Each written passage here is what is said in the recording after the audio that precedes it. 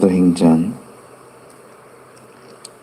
3장 6절로 10절까지 보겠습니다.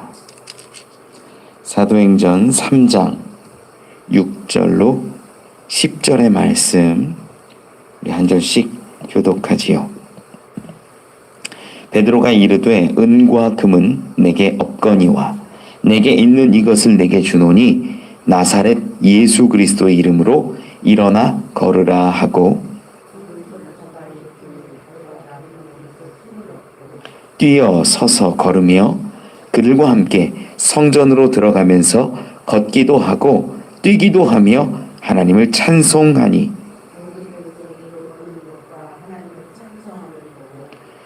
함께 읽지요. 그가 본래 성전 미문에 앉아 구걸하던 사람인 줄 알고 그에게 일어난 일로 인하여 심히 놀랍게 여기며 놀라니라. 아멘. 감사합니다. 우리가 지금 나면서부터 걷지 못하게 되었던 자가 낫게 되고 걷게 되고 성전으로 들어가는 이 모습들을 저 시간에 걸쳐서 이 세 번째 보고 있습니다. 이 이야기는 그저 단순한 치료와 치유의 사역이 아니라 그 존재를, 그 영혼을 자녀되게 하고 백성되게 하신 사건이라고 제가 말씀드렸어요. 그토록 많이 다녔던 이 성전의 문, 베드로와 요한도 늘 다녔고 또 성전의 성령의 임재 사건을 경험하기에 앞서서 예수님의 부활 이후에 항상 기도하기 위하여서 성전에 들었을 겁니다. 은금이 없었던 제자들, 구걸하던 그 사람에게 줄 것이 없었기에 못 보았던지 이제는 성령 충만한 가운데 그가 보이기 시작한 거죠. 우리 주목했다라는 단어를 통해서 보는 이야기를 가지고 지난 시간에 나눴는데 오늘 본문에 보니까 이제 그에게 직접 나아가서 예수 그리스도의 이름으로 일어나 걸으라 라고 선포합니다. 이 일어나 걸으라 라는 말은요, 그냥 단순히 내게 치료함 받고 온전해져라 라는 그런 단어가 아니라 그의 존재가 회복되어라 라는 말이 된다라는 거예요. 이와 비슷한 소재로 이 교회사 가운데 유명한 이야기가 있어서 좀 하나 간략하게 소개를 좀 하려고 해요. 12세기 신학자이자 철학자 중에 토마스 아퀴나스라는 분이 있어요. 뭐 무슨 말을 했는지 정확히 기억은 안 나도 이름은 한 번쯤은 들어봤던 분이지요. 이분이 한 번은 이 로마에 이제 교황을 알현한다 그래요. 뵈러 갔는데 이 교황을 만나는 자리에 그때 당시 교황이 이노센트 2세였습니다. 이노센트 2세가 교황이 이렇게 있는데 만나는 자리에서 교황이 이 돈이나 이 재물 같은 것들을 이렇게 확인하고 점검하는 자리였나 봐요. 그런데 이 중세에는요, 모든 재정이 로마로 교황에게로 집중되는 구조였습니다. 그때 이 교회가요, 어마어마했어요. 화려함의 극을 달렸습니다. 이러한 모습 가운데 교황이 뭐 재정을 보거나 돈을 세거나 이런 일들을 하고 있는데 토마스 아퀴나스가 온 거예요. 교황이 이런 얘기를 했답니다.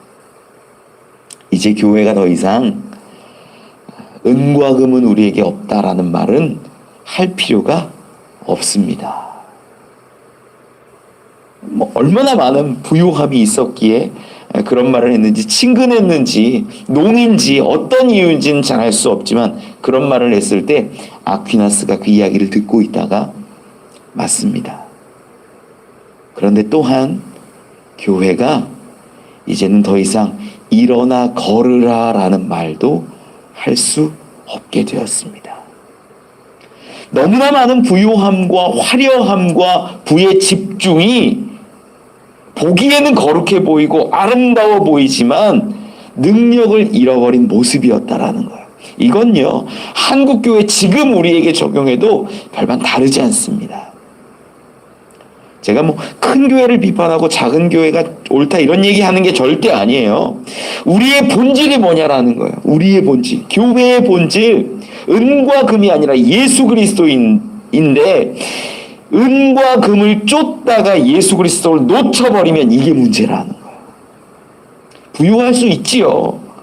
큰 교회 가능하지요. 그런데 예수 그리스도를 놓쳐버렸다면 그것이 가장 큰 어리석음과 문제라는 거예요.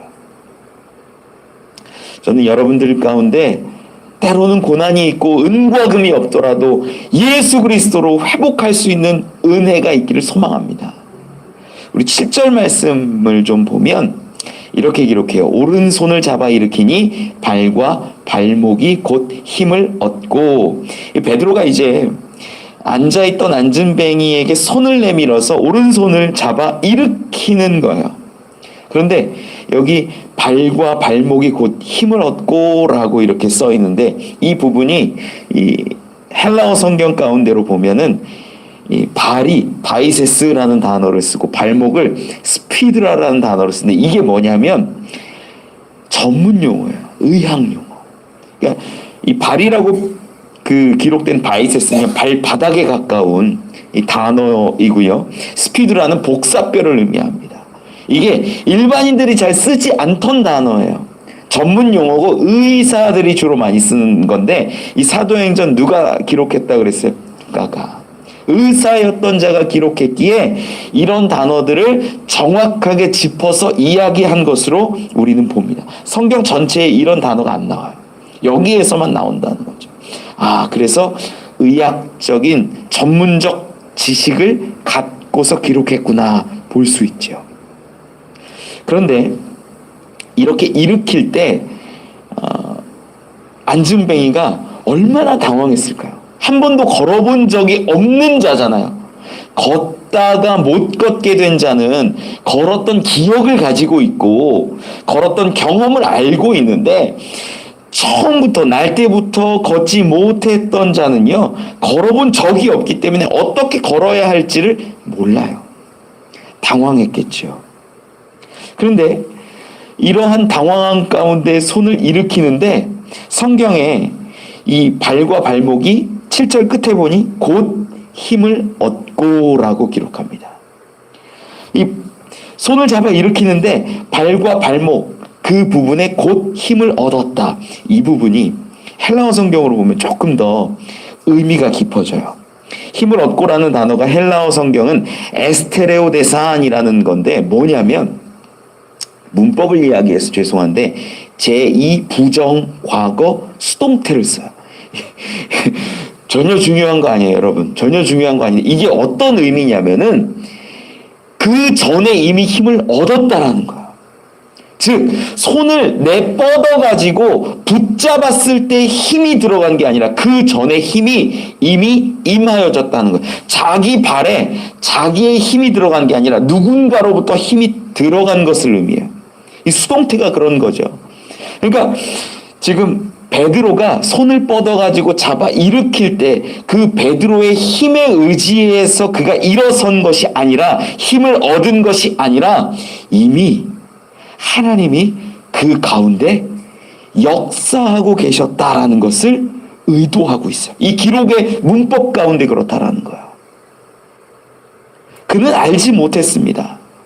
그는 자기가 어쩌면 내 발에, 내 발목에, 그 복사뼈에 힘이 들어가고 있다는 사실도 몰랐을 텐데, 베드로가 이제 예수 그리스도의 이름으로 선포하고 손을 잡아서 일으킬 때 힘이 들어가는 거예요. 희한하게 처음 느껴보는 걸 겁니다.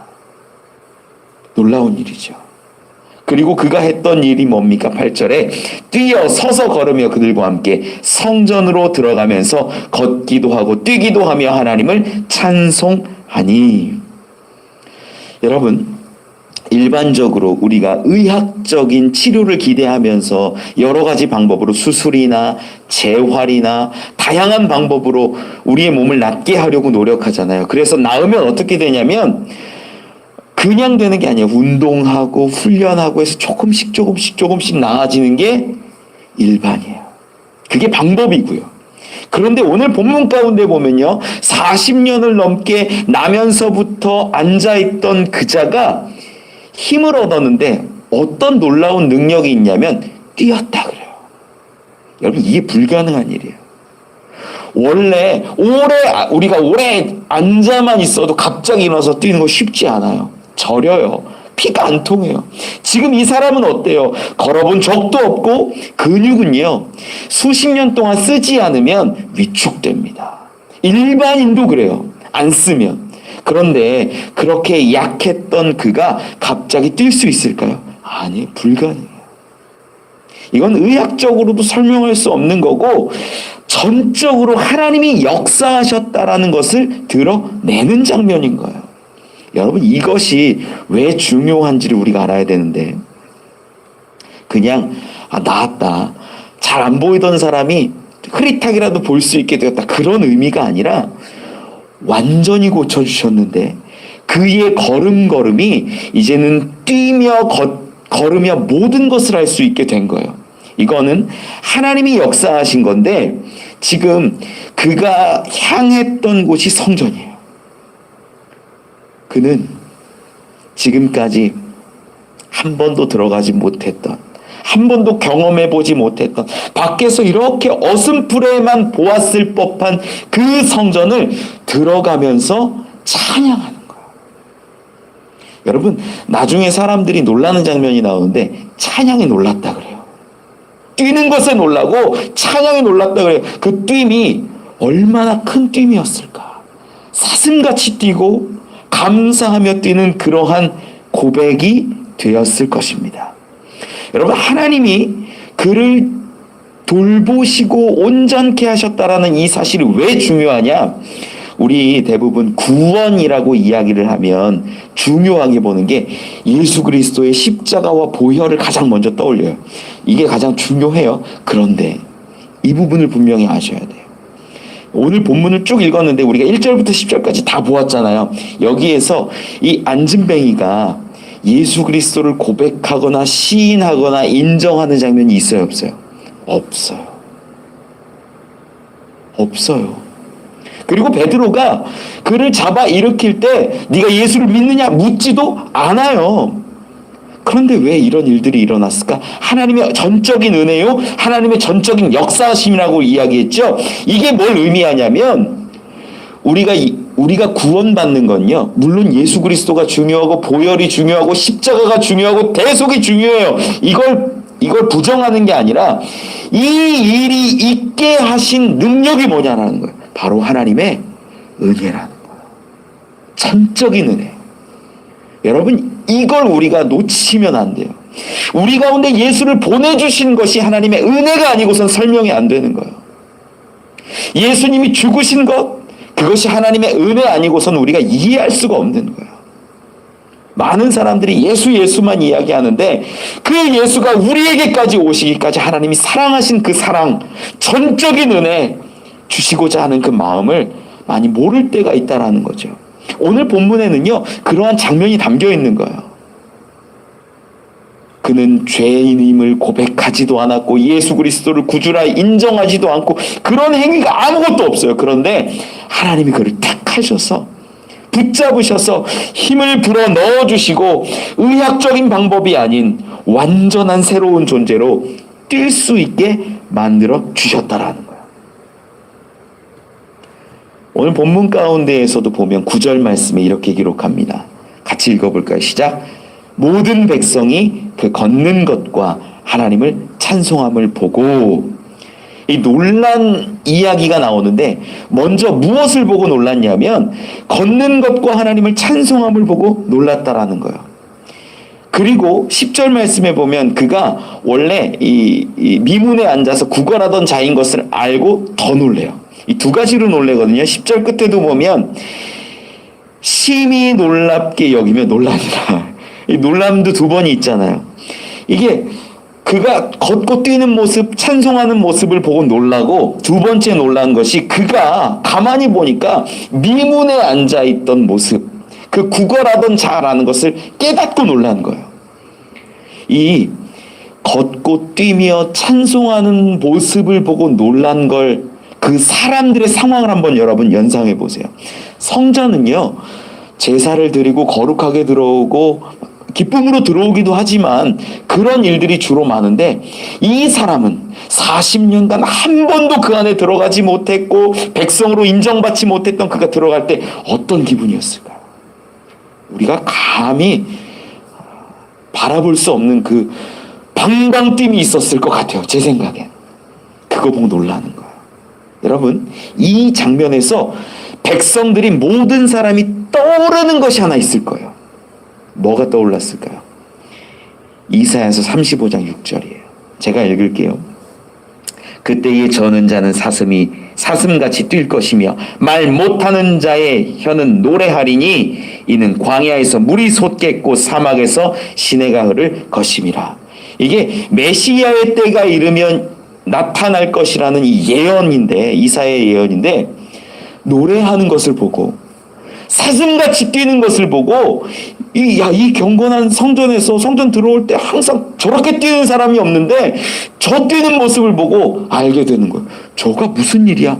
가만히 보니까 걷지 못하던, 일평생 걷지 못했던 그 사람 아니냐? 놀라는 거예요. 이 놀람 가운데는요,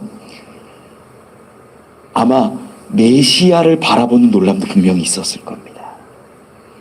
실제로요, 10절 말씀을 보면요, 놀랍게 여기며 논란이라 이 단어가요, 헬라어 성경 가운데를 보면 동일한 단어가 아니에요. 동일한 단어가 아니에요. 이 놀랍다라는 게, 첫 번째 심히 놀랍게라는 단어는 담부스라는 단어를 쓰는데, 이게 기여기다, 경악하다, 이런 단어예요. 엄청 놀란 거죠. 그런데 두 번째 나온 논란이라는 단어는요, 이 헬라어 성경에는 엑스타세오스라는 단어를 써요. 이게 마음의, 심경의 변화를 의미해요. 놀라는 게 처음에는 너무 깜짝 놀라는 것으로 시작했는데 그 다음에는 무언가 변화가 시작됐다라는 거예요. 뭘 보았기에? 저는 자가 뛰는 모습을 보고, 저는 자가 모든 것을 잃고 신음하던 그가 노래하는 모습을 보고, 야, 이때가 지금 메시아의 때인가 보다라는 것을 알기 시작했다는, 이 일이 있기 며칠 전이겠죠. 무슨 일이 있었어요? 성령의 임재 사건이 있었어요. 7.7절 오순절이 있어서 성령의 임재 사건이 있었고, 아마 많은 사람들이 베드로를 봤을 거예요. 베드로가 수많은 사람 앞에서 증언했잖아요, 예수 그리스도를. 그러니 사람들의 마음 가운데는 예수 그리스도가 정말 메시아인가라는 의심과 기대와 어떤 것이라는 의문들이 막 들고 있는 시점이에요. 그 상황 가운데 40평생을 앉아있던 그가 사슴같이 뛰는 모습을 보면 저들이 어떨까요? 그분이 정말 메시아일 수 있겠다. 여러분, 그래서 정리를 하면 오늘 본문의 이야기는요, 결코 한 개인의 이 병이 나음을 이야기하는 게 아니라 복음으로 인하여서 하나님의 뜻이 세워지고 그가 온전히 메시아라는 것은, 예수께서 그리스도라는 것을 드러내는 기이한 사건이 된다라는 거예요. 기사와 표징이 된다라는 거예요. 말씀을 좀 정리합니다. 우리가 분명히 알아야 되는 것, 우리가 이런 소망을 가지고 교회에 많이 와요. 하나님 낫게 해주세요. 하나님 이 육신의 질병 고쳐주세요. 물론 하나님은 고치실 수 있고 때로는 고쳐주시는 분임을 저는 믿습니다. 그런데 우리가 이 장면을 통해서 분명히 알아야 되는 것, 내 삶에 지금도 역사하고 계시고 내 삶에 지금도 부어주시는 하나님의 은혜가 있다라는 것, 그리고 나를 만약에 고치신다면 이 평생 안진뱅이로 살았던 자가 고침받았을 때 그가 했던 일들을 우리도 바라보고 소망할 수 있기를 원합니다. 하나님, 내 입술을 찬양의 입술이 되게 하시고 예수가 그리스도인 것을 증언하는 삶을 살게 하여 주옵소서. 이것이 필요하지 않을까요? 여러분, 저 안진뱅이처럼 우리가 살고 있지만 분명히 우리를 일으키셨고 우리를 구원하셨음을 믿습니다. 이제는 감사와 찬양과 노래로 예수가 그리스도 되심을, 하나님의 은혜를 고백할 수 있는 저와 여러분 우리 되시길 간절히 축원합니다. 기도하겠습니다. 하나님 감사합니다. 안전뱅이가 일어나는 모습을 통하여 하나님의 은혜를 깨닫습니다. 우리를 위하여 그 외아들 예수 그리스도를 주셨고 우리를 살리셨음을 이제는 바라봅니다. 하나님, 우리의 연약한 부분들, 아프고 망가진 인생의 순간순간에 찾아오셔서 그 은혜를 경험케 하여 주옵소서. 일어나는 우리 되기를 원합니다. 걷고 뛰는 우리 되기를 원합니다. 하나님을 찬양하고 예수가 그리스도라 증거할 수 있는 우리의 입술과 삶이 되기를 원합니다. 주님, 함께 하시고 인도하여 주옵소서. 특별히 무너진 이 한국교회, 걷지 못하는 이 한국교회, 경건의 모양은 있지만 능력은 잃어버린 이 한국교회가 회복되기를 원합니다. 우리의 신앙이 회복되기를 원합니다. 우리 한 사람 한 사람을 통하여서 무너진 신앙이, 교회가 다시 세워질 수 있도록 역사하여 주시옵소서. 감사합니다. 예수님 이름으로 기도합니다. 기도문합니다. 하늘에 계신 우리 아버지여, 이름이 거룩히 여김을 받으시오며 나라가 임하옵시며 뜻이 하늘에서 이루어진 것 같이 땅에서도 이루어지이다. 오늘 우리에게 일용할 양식을 주시옵고 우리가 우리에게 죄 지은 자를 사하여 준 것 같이 우리 죄를 사하여 주시옵고 우리를 시험에 들게 하지 마시옵고 다만 악에서 구하시옵소서. 나라와 권세와 영광이 아버지께 영원히 있사옵나이다.